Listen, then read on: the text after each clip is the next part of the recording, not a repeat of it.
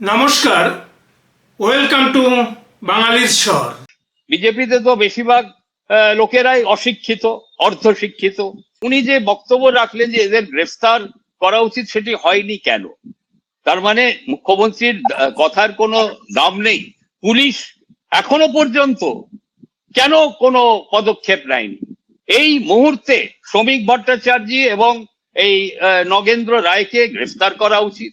আপনি যে যা করেছেন, আপনি দেশের প্রতি বিশ্বাসঘাতকতা করেছেন, আপনি দেশদ্রোহী। শ্রমিক ভট্টাচার্য এবং নগেন্দ্র রায় দেশদ্রোহী। They are traitors. How can a traitor roam free in our country? তাকে তৎক্ষণাৎ শুভেন্দু অধিকারীর কথায় তাদের গ্রেফতার করে সঠিক বিচার হওয়া উচিত।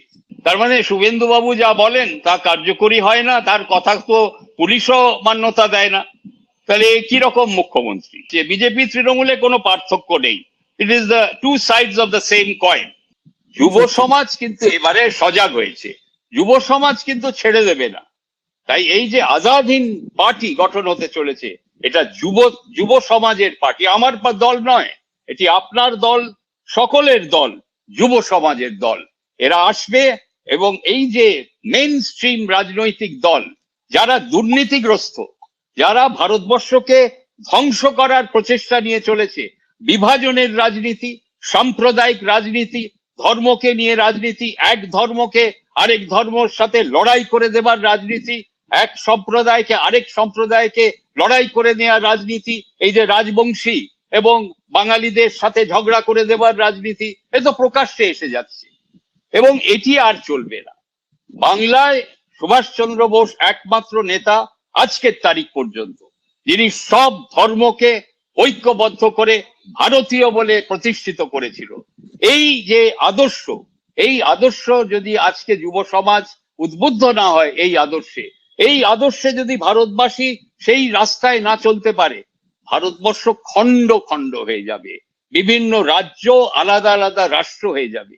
দর্শকবৃন্দ, আপনারা শুনলেন চন্দ্র বসুর কথা, যিনি নেতাজি সুভাষচন্দ্র বোসের পৌত্র। তিনি মিডিয়ার সামনে প্রায় 20-21 মিনিটের মতো বক্তব্য রেখেছেন। আমি আপনাদেরকে সম্পূর্ণটা শোনাতে পারলাম না, দুঃখিত এর জন্য।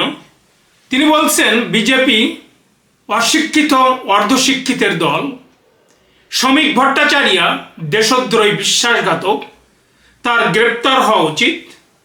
শুভেন্দু অধিকারী কেমন মুখ্যমন্ত্রী, দেশ খণ্ড খণ্ড হয়ে যাবে।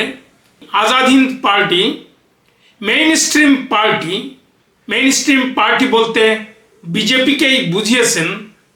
তার বর্ণনা অনুসারে স্পেসিফিকভাবে তিনি বিজেপিকেই মেনশন করেছেন। আজাদ হিন্দ পার্টি এই বিজেপিকে গিলে খেয়ে নিবে।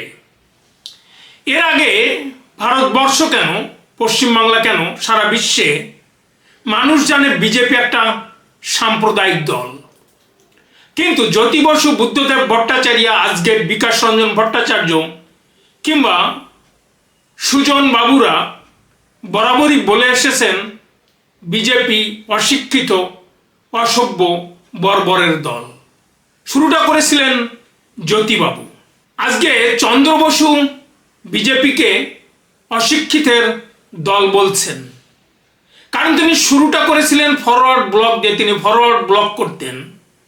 আসলে সিপিএম কিংবা বামেরা এবং ফরওয়ার্ড ব্লকের রাজনীতি একই ঘরানার। কারণ নিজেদেরকে শিক্ষিত প্রমাণ করতে অন্যদেরকে অশিক্ষিত, অসভ্য, বর্বরের দল বলতে হয়। যেভাবে বিকাশ রঞ্জন ভট্টাচার্য বলেন হিন্দুদের পচাগোলা সংস্কৃতি, এবং যারা বিজেপি করে তারা গোমাতার সন্তান। মমতা ব্যানার্জি বলেন সনাতন ধর্ম একটা গেন্দা ধর্ম। সেই পথে হাঁটছেন নেতাজির পৌত্র চন্দ্র বসু। এখন নরেন্দ্র মোদী একজন চাইওয়ালার কতটা আর জ্ঞান গরিমা থাকতে পারে, কতটা শিক্ষিত তিনি হবেন, সেটা নিয়ে তো প্রশ্ন থাকেই। কিন্তু বিজেপির দল কখনো আমার মনে পড়ে না যে নিজেদেরকে শিক্ষিত প্রমাণ করতে অন্য কোনো দলকে অশিক্ষিত, বর্বর, অর্ধশিক্ষিতের, অসভ্যের দল বলেছে এবং তারা শিক্ষিত দল বলে নিজেদের কখনো দাবি করেনি। অ্যাটলিস্ট নরেন্দ্র মোদী কখনো বলেনি আমি শিক্ষিত এবং অন্যরা অশিক্ষিত।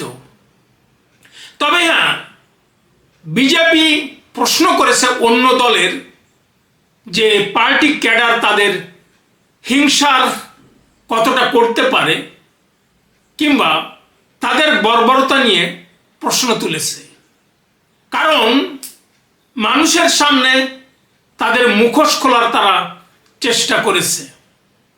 এখন চন্দ্র বসু একজন শিক্ষিত মানুষ, অ্যাটলিস্ট তার কথা দিয়েই তিনি এটা দাবি করতে পারেন বা করেছেন। কিন্তু একজন শিক্ষিত মানুষের মুখ থেকে একটা দলকে সার্বিকভাবে অশিক্ষিত বলাটা কতটা মানায়? কারণ বিজেপিতে যারা আছে তাদের ভিতরে শিক্ষিত আছে, অশিক্ষিত আছে, ফলে ঢালাওভাবে একটা জেনারেল মাপকাঠিতে দাঁড়িয়ে অশিক্ষিত বলাটা একজন শিক্ষিত ব্যক্তির পক্ষে মানায় না। আর যদি তাই মানাতো তাহলে তিনি যদি সত্যিকার অর্থে শিক্ষিত হতেন তাহলে বিজেপির মতো একটা অশিক্ষিত পার্টির বিধানসভায় কিংবা লোকসভাতে ইলেকশন করতে গেলেন কেন? বিজেপির সঙ্গে তিনি জড়ালেন কেন? কলমকে ভয় পায় তলোয়ার, সেটা তো সবাই জানে। শিক্ষিতদের ভয় পায় অশিক্ষিতরা, কিন্তু তিনি কেন শিক্ষিত হয়ে অশিক্ষিতের দলে ঢুকলেন? আর বিজেপির মতো একটা পার্টিকে যারা গত 13-14 বছর কেন্দ্রীয় সরকারে আছে, এবার পশ্চিমবাংলাতে ক্ষমতায় এসেছে, তাদেরকে কেন অশিক্ষিত বলতে গেলেন?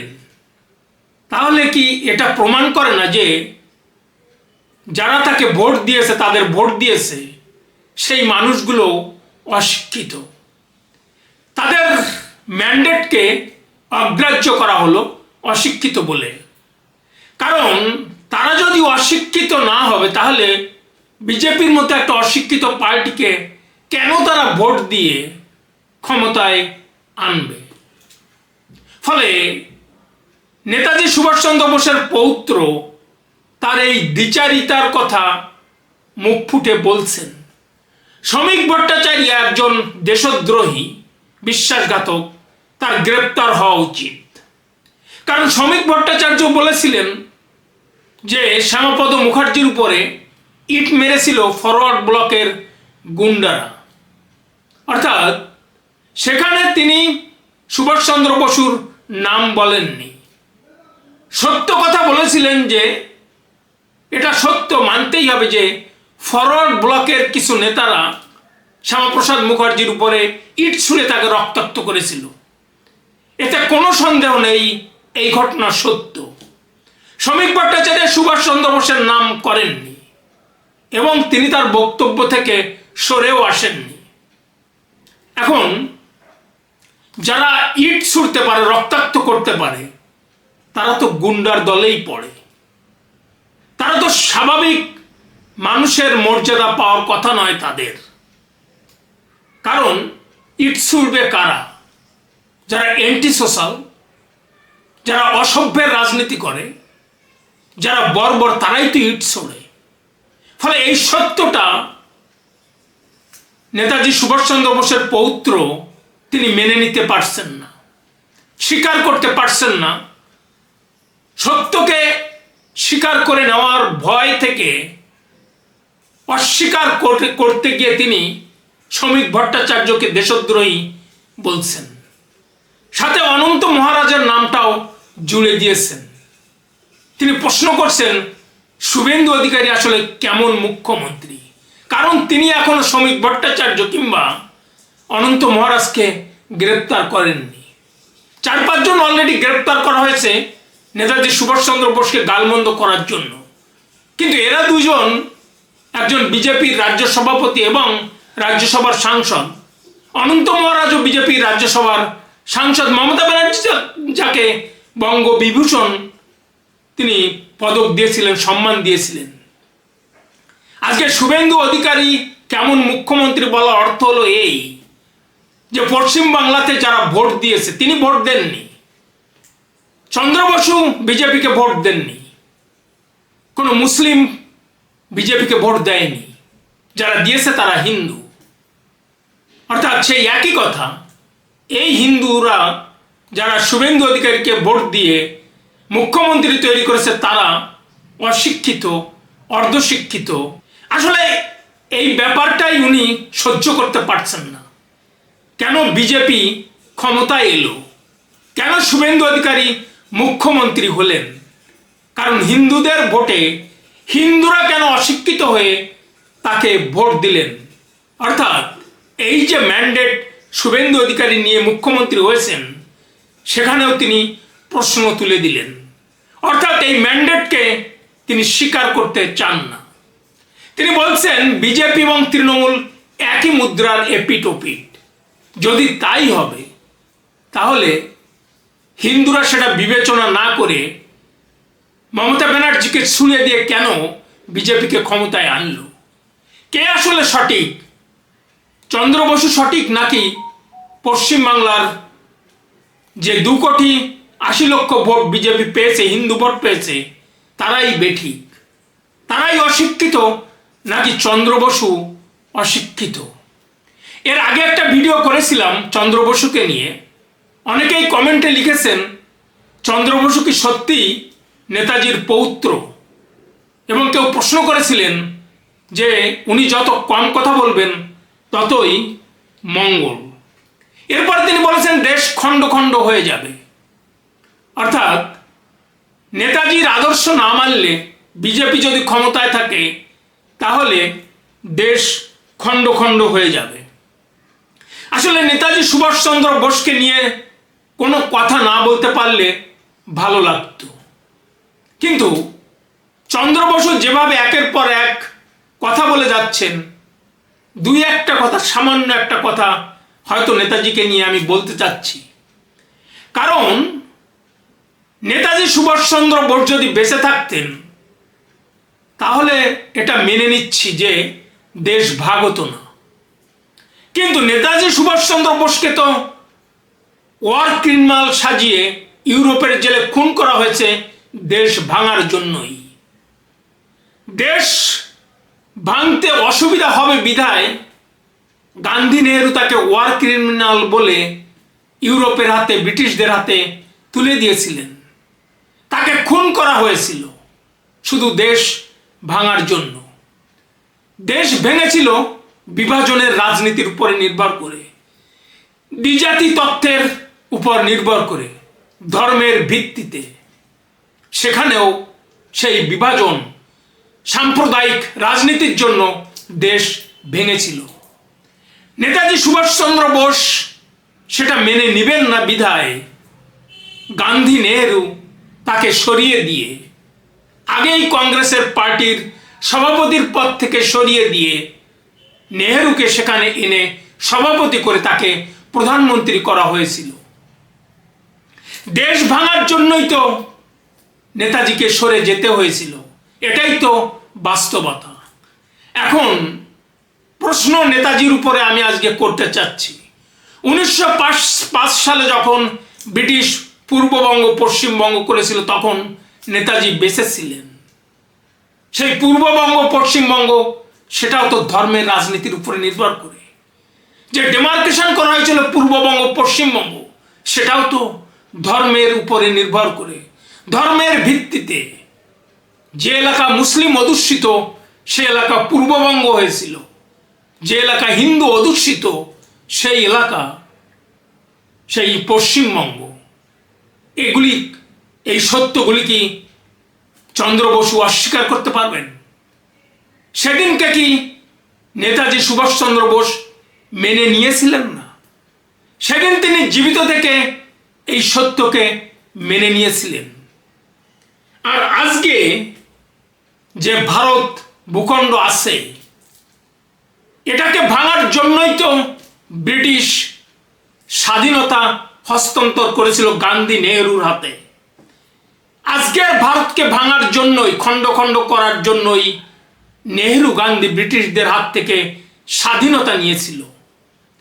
এই দেশটাকে খণ্ড খণ্ড করার জন্যই তো আম্বেদকর সংবিধান সেভাবেই লিখে গিয়েছেন।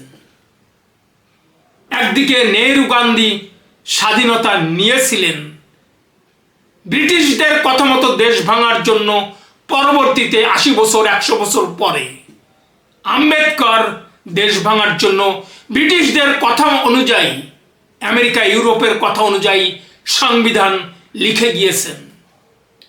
আজকে চন্দ্র বসু বলছেন যে ভারত খণ্ড খণ্ড হয়ে যাবে বিজেপির হাতে ক্ষমতা থাকলে।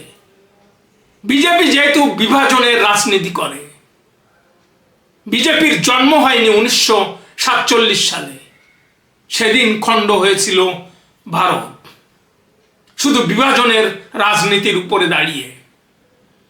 তিনি মানুষের চোখে ধুলো দিচ্ছেন চন্দ্র বসু। আজকে সেদিন রক্তক্ষয় বন্ধ করার জন্য, দেশ যাতে ভাঙে এবং দেশ ভাঙার সময় রক্তক্ষয় যাতে কম হয়, তার জন্য গান্ধীর অহিংসাকে টেনে এনে নেহরু গান্ধীর হাতে স্বাধীনতা তুলে দিয়েছিল ব্রিটিশরা। আজকে যে রাহুল গান্ধী ক্ষমতায় আসতে চাইছেন, গান্ধী পরিবারের হাতে এই অখণ্ড ভারত ছেড়ে দিলে আবারও রক্তক্ষয় কমিয়ে এই ভারত খণ্ড খণ্ড হয়ে যাবে। চন্দ্র বসুর কাছে কি গ্যারান্টি আছে যে গান্ধী পরিবারের হাতে ক্ষমতা গেলে, কংগ্রেসের হাতে ক্ষমতা গেলে, রাহুল গান্ধীর হাতে ক্ষমতা গেলে, মমতা ব্যানার্জি, কেজরিওয়াল কিংবা অখিলেশ যাদবের হাতে ক্ষমতা গেলে এই দেশ ভাঙবে না? এই দেশ স্বাধীনতা পেয়েছিল।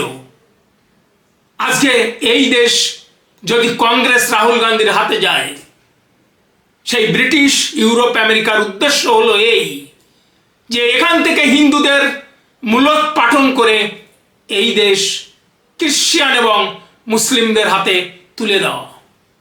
গত 80 বছর হিন্দুরা ঠাহর করে উঠতে পারেনি যে গান্ধী পরিবারের জন্ম হয়েছে এটা ইসলামিক কান্ট্রি কিংবা খ্রিস্টান কান্ট্রি হিসেবে গড়ে তোলার জন্য, যেখানে হিন্দুদের কোনো স্থান থাকবে না।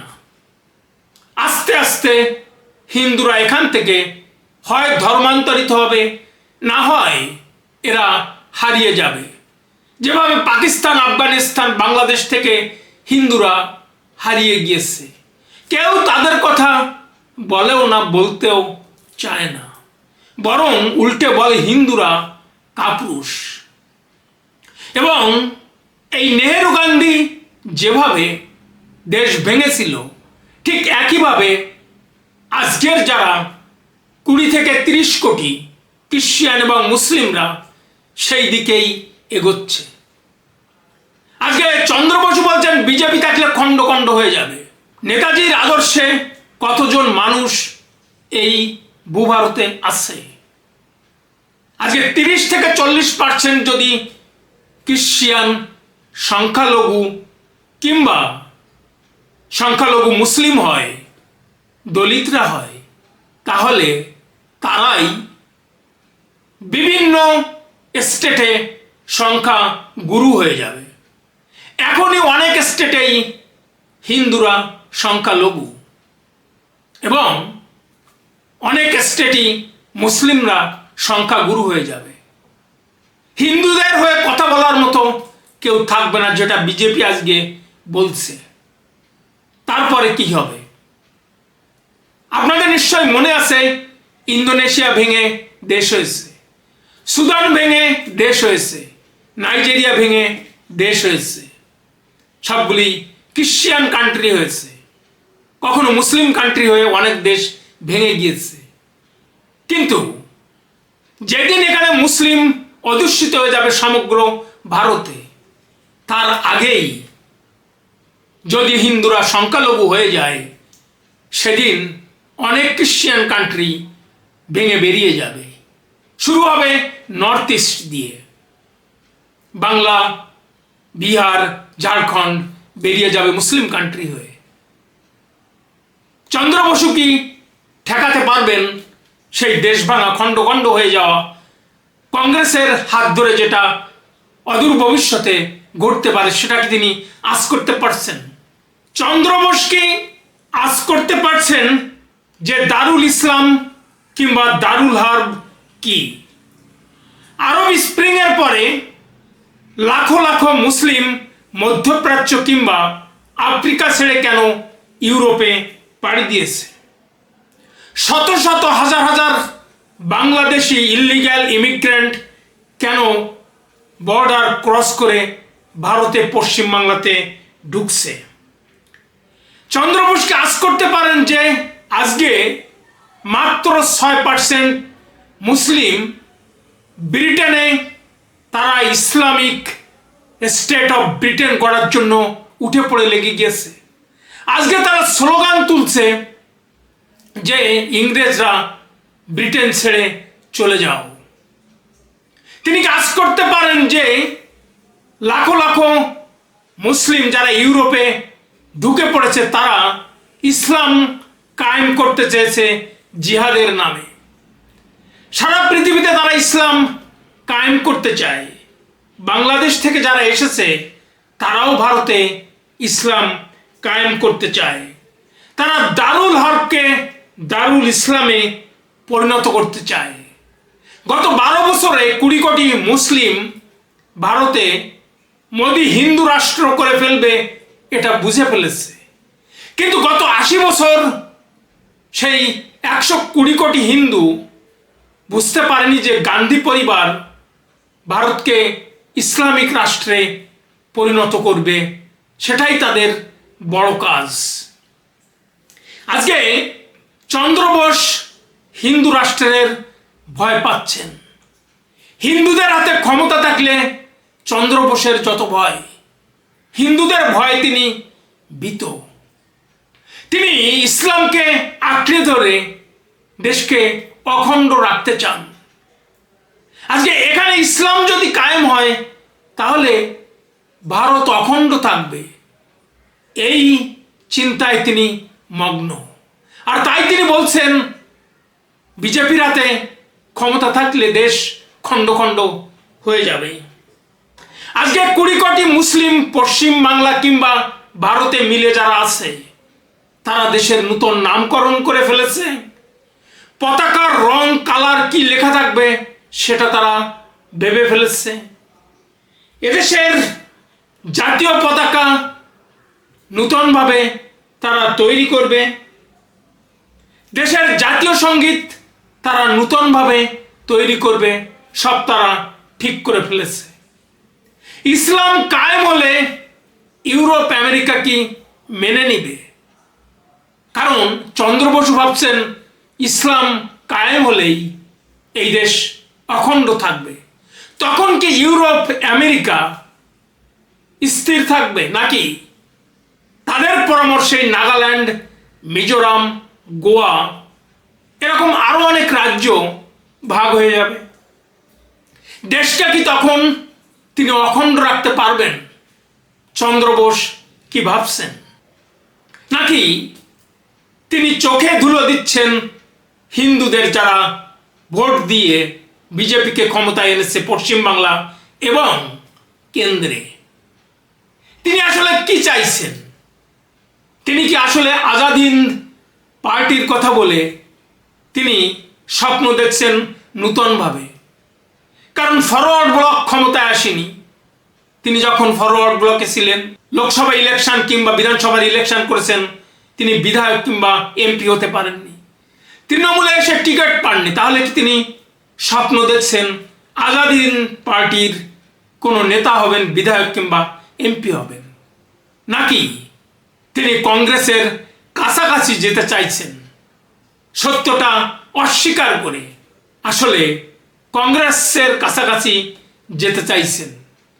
কিন্তু আজাদ হিন্দ পার্টি যে ক্ষমতা দখল করবে, সেই স্বপ্ন কি তার সত্য হবে? প্রোপাগান্ডা করে তিনি কি সত্যি ক্ষমতায় আসতে পারবেন? নেতা হয়ে দেশের রাজনীতি করতে পারবেন? নেতা হয়ে দেশের মানুষের জন্য কাজ করতে পারবেন? সত্যি কি তার এই স্বপ্ন বাস্তবায়িত হবে? দর্শকবৃন্দ, আপনারা কমেন্ট বক্সে সেটা জানাবেন। আর দেখতে থাকুন, শুনতে থাকুন বাঙালির স্বর, আপনার স্বর। ধন্যবাদ।